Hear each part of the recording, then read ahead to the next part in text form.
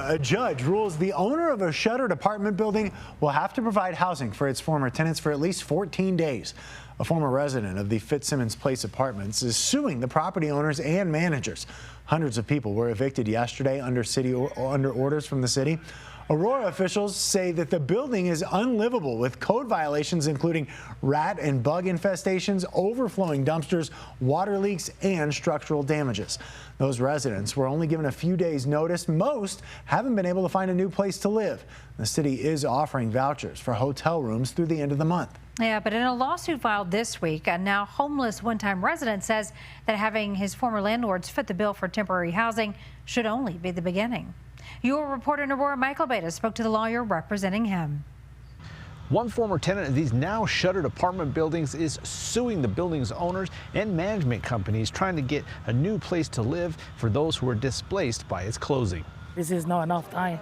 Not enough time to find another place. When the Fitzsimmons Place Apartments at 15th and Nome was shut down by the city of Aurora on Tuesday, it left residents scrambling to find a new place to live. I don't want to be homeless, you know. Nonprofit and activist organizations were on hand to find the displaced new places to live, and the city offered temporary hotel stays, but residents say that isn't enough. They should be given a little more time.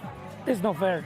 You're living 6 years and just, no, it's not fair. These individuals have a right to dignified housing. Benjamin DeGolia is a Denver civil rights lawyer. He and a client have now filed a lawsuit against the owners of the building in an effort to hold them responsible for housing their former tenants. Our primary goal here is to seek justice for these mostly families and individuals who not only were subjected to horrific conditions in this apartment complex for years, but then were effectively made unhoused and displaced because the landlords refused to do anything about it. They say the owner is legally required to help his tenants find new housing when they're displaced because their dwellings have been deemed uninhabitable. They have a right under Colorado's warranty of habitability statute to be provided with alternative housing by the landlords, and they have a right to seek damages for being subjected to these conditions over the last several years. Residents say they want accountability. This is not acceptable.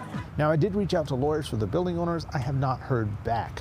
On Wednesday afternoon, a judge granted the residents' request mandating owners provide either a dwelling unit comparable to their previous unit or hotel rooms. A hearing is set for next Wednesday. In Aurora, Michael Aveta, covering Colorado First.